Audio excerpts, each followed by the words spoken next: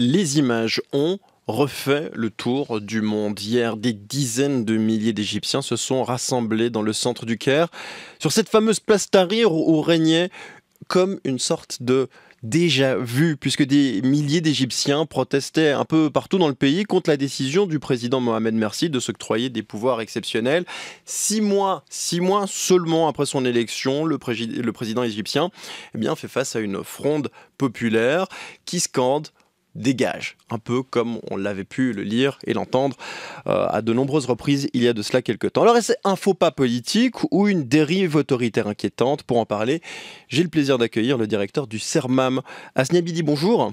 Bonjour. Vous dirigez le Centre d'études et de recherche sur le monde arabe et méditerranéen. Vous êtes avec nous en duplex de Genève. On entend, je le disais, ce fameux slogan « Dégage à nouveau sur la place Tahrir ». Moubarak, Morsi, même combat. Absolument, il y a du bon dans ces manifestations, non seulement à la place Tahrir au Caire, mais aussi dans d'autres localités égyptiennes. C'est que la rue égyptienne, c'est que le peuple égyptien n'a pas perdu de sa vitalité, de sa rigueur. Face à une offre politique, c'est-à-dire les autres partis politiques, hormis le parti de M. Morsi, des Frères musulmans, et le parti An-Nour salafiste, les autres partis politiques, malheureusement, ils ne sont pas en mesure de faire le poids face à ces deux partis à référents religieux. Donc la rue aujourd'hui devient, et elle l'est toujours, le seul contre-pouvoir à toute dérive. Et c'est vrai que les décisions de Morsi sont une dérive très dangereuse parce que sa décision, ce qu'on appelle la déclaration constitutionnelle, vise à neutraliser la justice qui était le seul garant de la transition. Et je vous rappelle qu'au lendemain, bien entendu, de la chute de Moubarak, la justice fonctionnait et c'est elle qui a assuré un fonctionnement à peu près acceptable de la vie politique et juridique égyptienne. Bon, les partisans de Mohamed Morsi, il y en a, ils sont nombreux, ils ont aussi manifesté. Les frères musulmans disent, attends, quelques mois, on rend les clés, on rend le pouvoir, tout ça sera rétabli. On peut comprendre cette grogne, mais ne vous inquiétez pas. Qu'est-ce qu'il faut en penser ? Écoutez, ce qui est dangereux, probablement différent des premières manifestations qui ont déclenché et provoqué la chute de Moubarak, c'est qu'aujourd'hui, on assiste à une polarisation. Vous avez d'un côté les frères musulmans qui soutiennent le président Morsi, et ils savent d'ailleurs que c'est eux qui sont à l'origine de cette crise, parce que le péché, à mon avis, capital de Morsi, c'est qu'il n'a pas réussi à s'affranchir de la tutelle du frère musulman. Il n'a pas pu se placer, se profiler en tant qu'un président de tous les Égyptiens. Il n'a pas réussi à se profiler en tant que médiateur entre les partis politiques et la société égyptienne. Je vous rappelle que Morsi a gagné contre un ancien de régime, Ahmed Shafir, et beaucoup d'Égyptiens ne voulaient pas de Morsi. Mais ils ont voté pour lui par défaut, parce qu'ils ne voulaient surtout pas une reconduction d'un ancien, ce qu'on appelle un fouloul. Le problème, c'est que Morsi, non seulement dans la forme, il a raté ce virage, en tout cas, puisqu'il n'a consulté personne. Et deuxième élément, un président qui tient à la stabilité de son pays, n'a aucune honte à revenir sur une décision, d'autant plus qu'il a pris presque la même décision en renvoyant le même procureur et en le nommant ambassadeur au Vatican. Ce qui est étonnant, vous décryptez très bien, Asni Abidi, cette stratégie, et pourtant on avait déjà pour habitude, encore jusqu'à la semaine dernière, de se dire, Mohamed Morsi, frère musulman, d'accord, mais il avait un parcours sans faute, en tout cas sur la scène diplomatique. Il avait reçu même les félicitations de Barack Obama pour son engagement dans la trêve à Gaza. Comment on peut expliquer cette évolution ? C'est un dérapage ou c'est une stratégie et elle est enfin révélée? Sa vie politique n'est pas terminée pour autant. C'est vrai qu'il a réussi. Il a perdu quelques points là.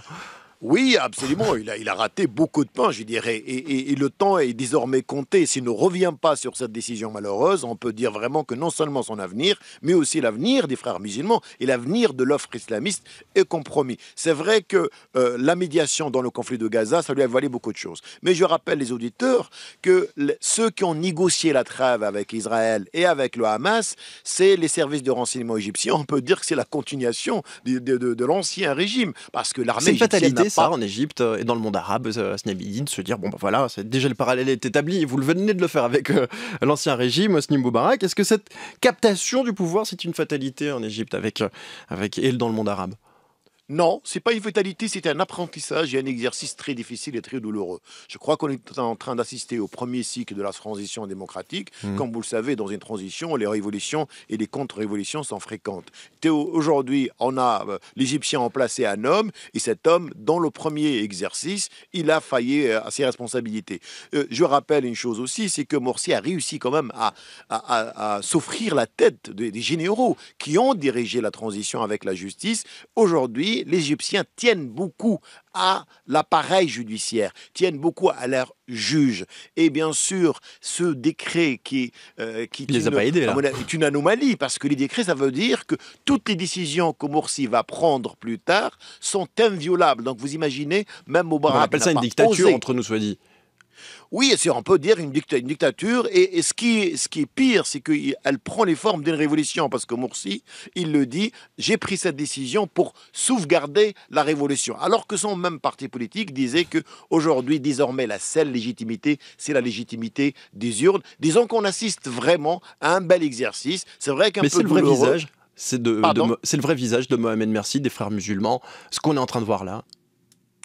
Écoutez, certains Égyptiens disent finalement, nous avons la preuve éclatante que les frères musulmans n'ont pas réussi à se débarrasser de ce double discours ou de cet agenda caché, c'est-à-dire que le mourchid ou le guide des frères musulmans prime sur la décision politique, ce qui est à mon avis aussi un précédent dangereux dans la vie politique égyptienne, parce que c'est la première fois que les Égyptiens accèdent au pouvoir, et je pense aussi que c'est normal qu'ils commettent des erreurs, mais une erreur comme celle-ci, on peut revenir, on peut dire que le président Morsi n'a pas d'expérience, mais à ce que le président continue et s'entête à préserver cette décision, c'est ça qui est un petit peu Et on fait dangereux. quoi maintenant? On regarde, on attend, on commence déjà à serrer un petit peu la vis. On l'a vu encore hier, donc il y avait cet accord de 4 milliards qui a été passé avec le FMI, un pré-accord pour l'instant, et on a averti déjà du côté des États-Unis qu'en cas de changement majeur en Égypte, eh bien, on pourrait remettre en cause ce prêt.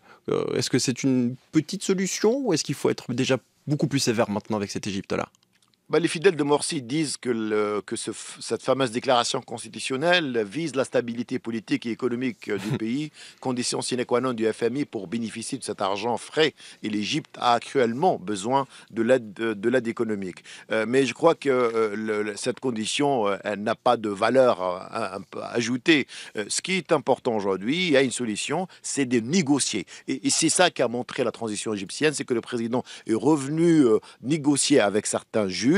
Malheureusement, ça n'a pas débouché sur grand-chose, mais il faut absolument que le compromis, l'essence même de la transition démocratique, c'est le compromis et la négociation. Il faut négocier, soit Morsi revienne sur ce décret malheureux, sur cette déclaration constitutionnelle, ou bien entendu, est-ce qu'il limite son champ d'application à certaines décisions. Malheureusement, la rue égyptienne et les autres partis politiques disent qu'on ne peut pas négocier sans le retrait de cette déclaration. Et enfin, je dirais que ça donne raison à Mohamed Baradei, qu'on connaît très bien, le prix Nobel de la paix, qui dès le début, avant même la chute de Moubarak, il a dit sans une nouvelle constitution, l'Égypte va certainement dans la mauvaise direction. Malheureusement, l'armée, et comme vous l'avez dit d'ailleurs dans vos précédents reportages, de concert avec les islamistes, a préféré garder une constitution mal ficelée. Et on voit bien aujourd'hui que la transition aujourd'hui aussi est bâclée.